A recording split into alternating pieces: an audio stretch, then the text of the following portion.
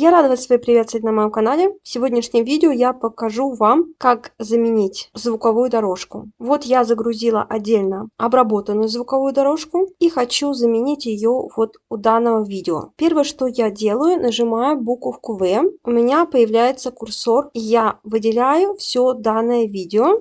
Потом нажимаю Ctrl и буковку L. И я разблокировала наше видео. Теперь выделяю только звук и нажимаю Delete. И вставляю сюда звуковую дорожку. Могу немножечко увеличить звук, опять выделить